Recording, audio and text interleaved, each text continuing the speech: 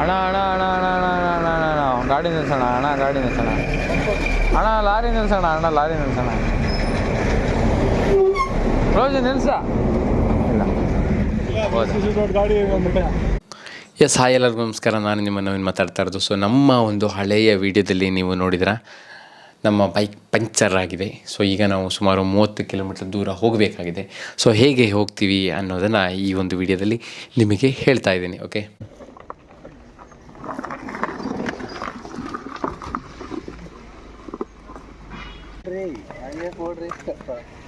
So ನಾವು ಅಲ್ಲಿ ತುಂಬ ಹೊತ್ತು ವೆಯ್ಟ್ ಮಾಡಿದ ನಂತರ ನಮಗೆ ಅಲ್ಲಿ ಒಂದು ಆಟೋ ಸಿಕ್ತು. ಸೊ ಅವನು ಆ್ಯಕ್ಚುಲಿ ಇಲ್ಲ ನಾನು ಹೋಗಲ್ಲ, ನಾನು ದಾರಿಲೇ ಹೋಗಲ್ಲ ಅಂತ ಹೇಳ್ತಾ ಇದ್ದ. ಸೊ ಅವನಿಗೆ ನಾವು ಹೇಗೋ ರಿಕ್ವೆಸ್ಟ್ ಮಾಡಿ ಬಾರ್ಗೇನಿಂಗ್ ಮಾಡಿಕೊಂಡು ಅಣ್ಣ ಸ್ವಲ್ಪ KSRTC ಬಸ್ ಸ್ಟ್ಯಾಂಡ್ ತನಕ ಬಿಡೋಣ ಅಂತ ಕೇಳಿದಾಗ ಅವನು ಹಾಗೋ ಹೀಗೋ ಒಂದು ರೇಟಿಗೆ ಒಪ್ಕೊಂಡು ನಮ್ಮನ್ನು KSRTC ಬಸ್ ಸ್ಟ್ಯಾಂಡ್ ತನಕ ಬಿಟ್ಟ. ನಾಳೆ ಓಪನ್ ಮಾಡ್ಬೋದು ಅವ್ರು ಗ್ಯಾರೇಜ್ನ? ನಾಳೆ ಓಪನ್ ಗೊತ್ತಿಲ್ಲ ಅಂದರೆ ನಮಗೆ ಇವತ್ತು ಅರ್ಧ ಕೊಡ್ಕೊರಿ, ನಾಳೆ ಅರ್ಧ ಏನು ಬದುಕು ಒಂದು ದೊಡ್ಡ ದುರಂತ ಶಿವಜಿ.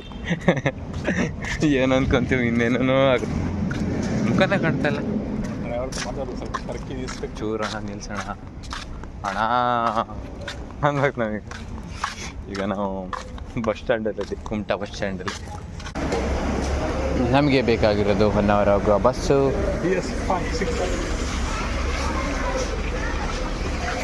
ಧರ್ಮಸ್ಥಳದಿಂದ ಬಂತು, ಅದು ಗಜೇಂದ್ರಗಢದಿಂದ ಬಂತು. ಈ 2 ಬಸ್ಸುಗಳು ನಮ್ಮದಲ್ಲ. ಅಲ್ಲಿ ನೋಡಿದರೆ ನಾವು ಕೇಳದೇ ಇರೋ ಊರುಗಳಿಗೆಲ್ಲ ಬಸ್ಗಳಿದ್ದು, ಬಟ್ ಆದರೆ ನಮ್ಮೂರಿಗೆ ಬಸ್ಗಳು ಕಾಣ್ತಾ ಇರಲಿಲ್ಲ. ಅಂದರೆ ಬರೋಕ್ಕೆ ಕೂಡ ಇನ್ನೂ ಸಮಯ ಬೇಕು ಅಂತ ಅಲ್ಲಿ ಇರುವಂತಹ ನಮ್ಮ ನಿರ್ವಾಹಕರು ಅಥವಾ ಯಾರೋ ಕಂಡಕ್ಟರ್ಗಳು ಹೇಳಿದರು. ಸೊ ಬಹಳ ಹೊತ್ತು ವೆಯ್ಟ್ ಮಾಡಿದ್ವಿ, ಆದರೆ ಯಾವುದೇ ರೀತಿಯ ಬಸ್ಗಳು ಬಂದಿಲ್ಲ. ಇನ್ನೂ ಕೂಡ ತಡ ಆಗುವಂತಹ ಚಾನ್ಸಸ್ ನಮಗೆ ಕಂಡು ಬರ್ತಾಯಿತ್ತು. ಸೊ ನಾವು ಆವಾಗ ಏನು ಮಾಡಿದ್ವಿ ಅಂದರೆ, lorry lorry lorry lorry lorry lorry lorry lorry ಅಣ್ಣ ಅಣ್ಣ ಅಣ್ಣ ಅಣ್ಣ ಅಣ್ಣ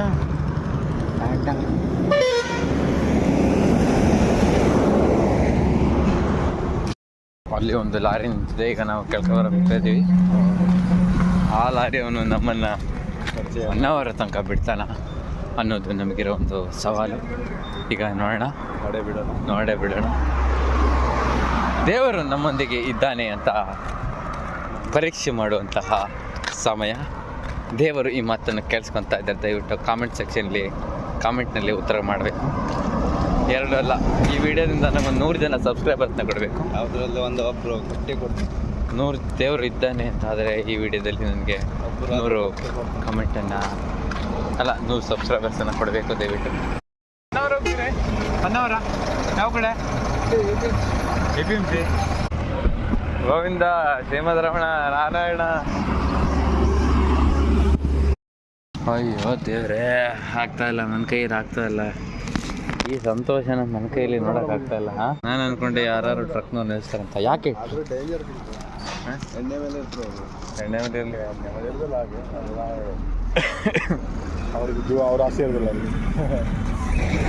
ಅಣ್ಣ ಅಣ್ಣ ಅಣ್ಣ ಅಣ್ಣ ಅಣ್ಣ ಅಣ್ಣ ಅಣ್ಣ ಅಣ್ಣ ಗಾಡಿ ನಿಲ್ಸೋಣ ಅಣ್ಣ, ಗಾಡಿ ನಿಲ್ಸೋಣ ಅಣ್ಣ, ಲಾರಿ ನಿಲ್ಸೋಣ ಅಣ್ಣ, ಲಾರಿ ನಿಲ್ಸೋಣ. ರೋಜ್ ನಿಲ್ಸ ಇಲ್ಲ. ಈ ಸಂದರ್ಭದ ಬಗ್ಗೆ ಏನು ಹೇಳೋಕ್ಕೆ ಇಷ್ಟಪಡ್ತೀರ? ಮಾತೇ ಬರ್ತಿಲ್ಲ. ವಾಮನ್ ರೋಜಿ ಮಾತೇ ಆಡ್ತಿಲ್ಲ. ನಂದು ಮಾತೇ ನಿಲ್ತಿಲ್ಲ.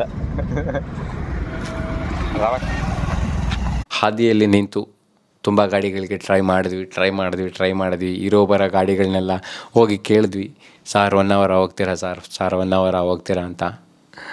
ಕೊನೆಗೆ ತುಂಬ ಹೊತ್ತುಗಳ ನಂತರ ಏನಾಯಿತು, ಅಣ್ಣ ಗಾಡಿ ನಿಲ್ಸೋಣ ಅಣ್ಣ, ಗಾಡಿ ನಿಲ್ಸೋಣ ಅಣ್ಣ, ಗಾಡಿ ನಿಲ್ಸೋಣ. ಲಾರಿ ಡ್ರೈವರ್ಸ್ಗೆ ಜೈ.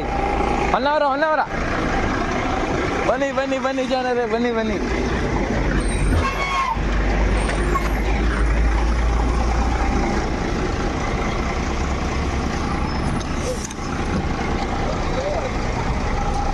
ಹತ್ತಿ ಲಾರಿ ಡ್ರೈವರ್ಸ್ಗೆ ಒಳ್ಳೆಯವರಿದ್ದಾರೆ, ಜೈ.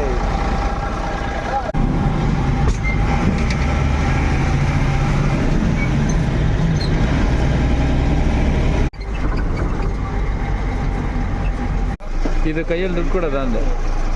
ಇದು ಮಜಾ ಇದೆ. ಕ್ಲಾಸೇ ಮುಂದೆ ಬಂತು.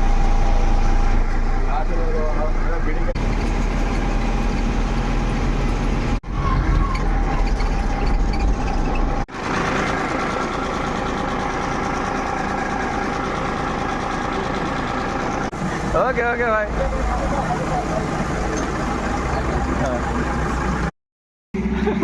ನಂಗೂ ಫಾಯ್ದ, ಅವರಿಗೂ ಫಾಯ್ದ, ಎಲ್ಲರಿಗೂ ಫಾಯ್ದ. ದೇವ್ರಿಗೆ ನಾವು ಏನು ಬೇಡ್ಕೊಂಡಿದ್ವಿ ಅದಕ್ಕಿಂತ ಎಷ್ಟೊಂದೇ ಕೊಟ್ಬಿಟ್ಟ ದೇವರು.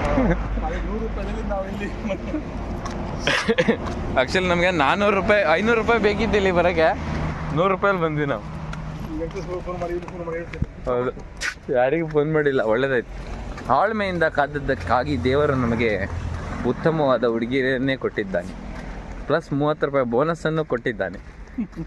ಪ್ರಭುಜಿ ಏನಂತ ಹೇಳಿ ಪ್ರಭುಜಿ. 70 ರೂಪಾಯಿ ಒಳಗೆ ಹೌದು, 70 ರೂಪಾಯಿ ಅಂದರೆ ನಾವು 70 ರೂಪಾಯಲ್ಲಿ ಬಂದ್ವಿ. 3 ಜನ 70 ರೂಪಾಯಲ್ಲಿ ಬಂದ್ವಿ.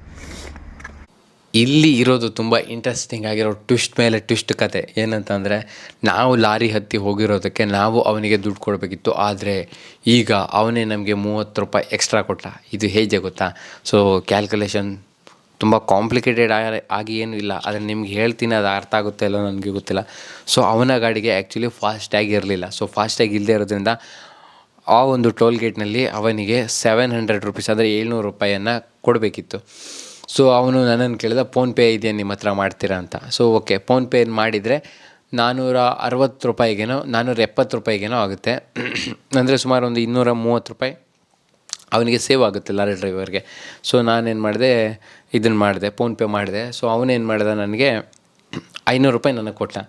ಅಂದರೆ 470 ಆಗ್ತಿತ್ತಲ್ಲ, ನಾನು ಪೇ ಮಾಡಿದ್ದು 30 ರೂಪಾಯಿ ಎಕ್ಸ್ಟ್ರಾ ನನಗೆ ಕೊಟ್ಟ. ಮತ್ತು ಅವನು ಹೇಳ್ದ, ನೀವು ಇರೋದ್ರಿಂದ ನನಗೊಂದು 200 ರೂಪಾಯಿ ಸೇವ್ ಆಯಿತು ಅಂತ. ಸೊ ಅಂದರೆ ಈ ಒಂದು ಇನ್ಸಿಡೆನ್ಸಿಂದ ಒಂದು ಲೆಕ್ಕಕ್ಕೆ ನಮಗೂ ಫಾಯ್ದಾ ಆಯಿತು, ಅವನಿಗೂ ಫಾಯ್ದಾ ಆಯಿತು. ಇಲ್ಲಾಂದರೆ ಆ್ಯಕ್ಚುಲಿ ನಾವು ಬಸ್ಸಿಗೆ ಬಂದು, ಸೊ ನಾವು ಅಲ್ಲಿಂದ ಆಟೋ ಚಾರ್ಜು ಮತ್ತು ಬಸ್ಸಿಗೆ ಹೋಗಿ ಬಸ್ ಸ್ಟ್ಯಾಂಡಿಂದ ಮತ್ತೆ ನಾವು ಆಟೋ ಮಾಡಿಸ್ಕೊಂಡೆ ಇಲ್ಲಿಗೆ ರಿಟರ್ನ್ ಬರಬೇಕಿತ್ತು ಮನೆಗೆ.